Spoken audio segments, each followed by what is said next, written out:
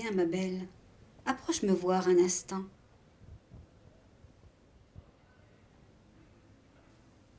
Viens, j'aimerais te raconter l'histoire d'un jeune homme prénommé Joseph. C'était un homme noir et, on peut bien le dire, malgré ce petit défaut, c'était bien lui le plus beau. Ne me regarde pas de cette manière.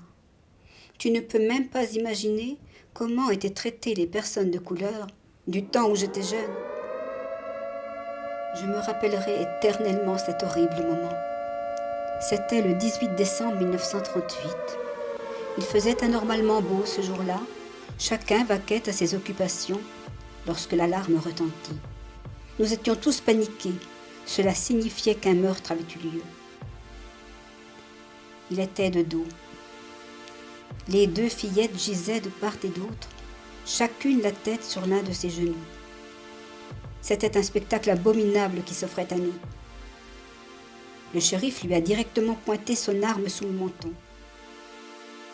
Je suis désolé, je n'ai rien pu faire.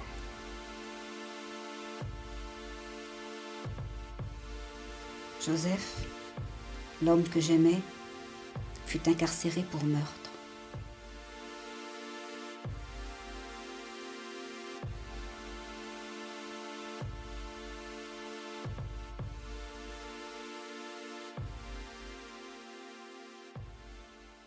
Mais commençons par le commencement. À cette époque, comme je te le disais, il y avait une véritable frontière entre les Blancs et les Noirs. Il était donc improbable que l'on se rencontre.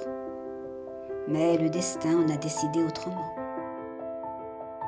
Comme tu te l'imagines sûrement, nous avons tous deux très rapidement entretenu une relation amoureuse. La difficulté était telle que nous avons été obligés de garder notre liaison secrète.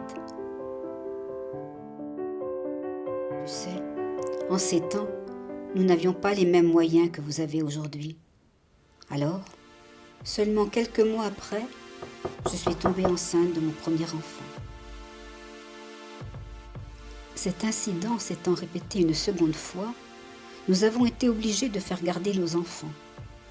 Il faut se dire que plus elles grandissaient, plus notre secret était menacé. Ce moment a été riche en émotions, tu sais.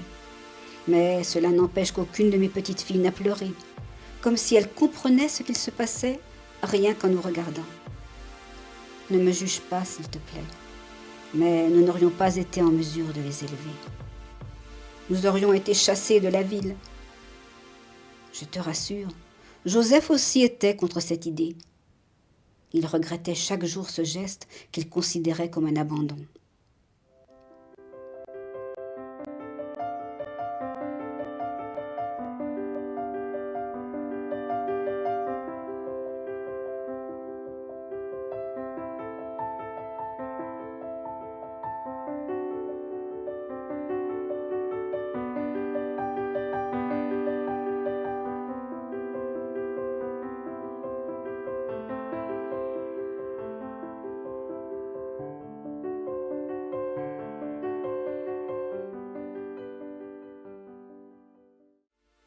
Malheureusement, la suite ne s'est pas déroulée comme nous l'avions prévu.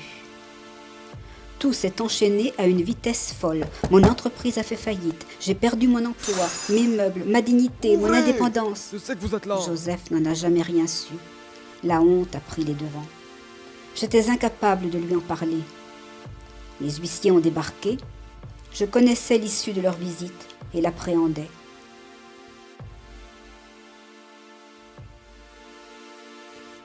Mais le cauchemar a véritablement commencé lorsque j'ai été obligée de récupérer les filles.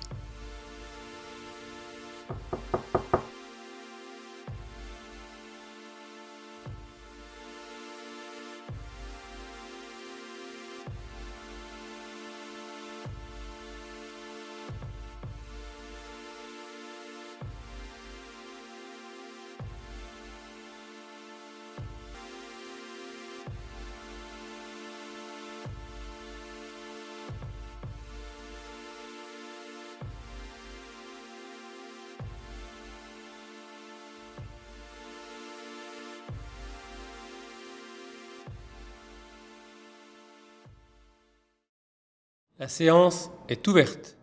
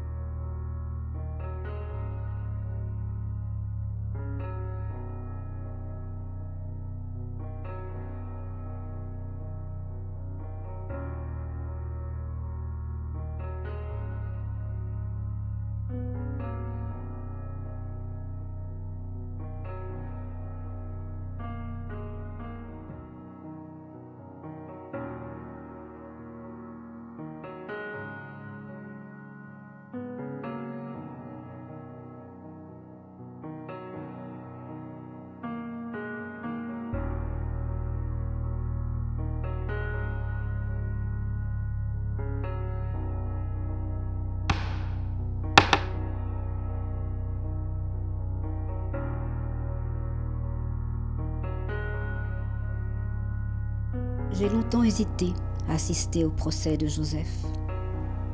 Il se tenait là, debout, alors que tous le pointaient du doigt.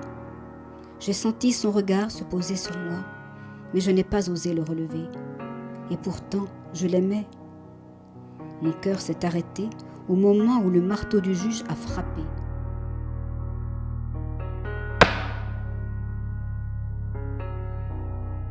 Un silence de plomb s'était installé.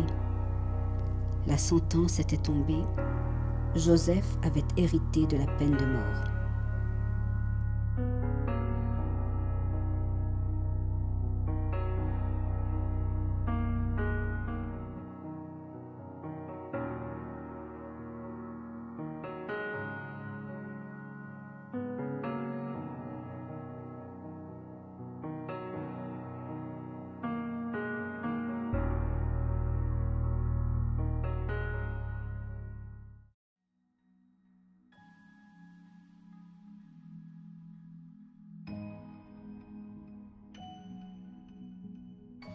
Quoi qu'il advienne, j'ai toujours cru en son innocence.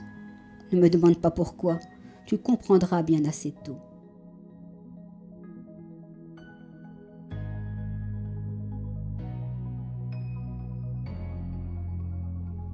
Nous correspondions chaque semaine.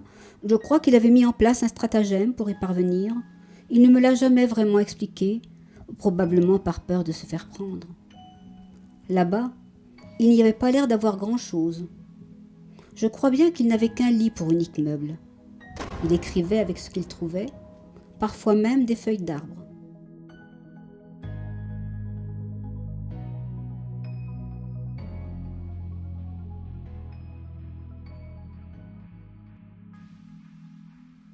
Mais un jour, ces lettres ont cessé.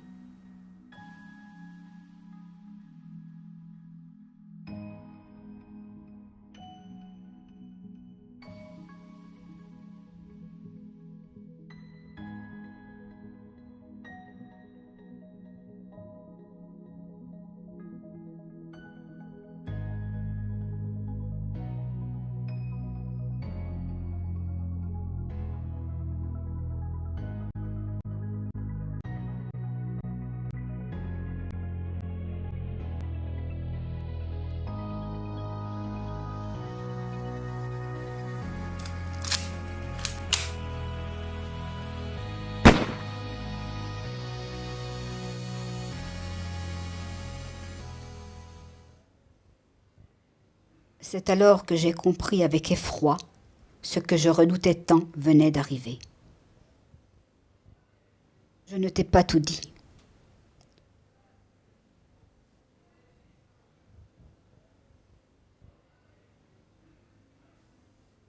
C'est moi qui les ai tués.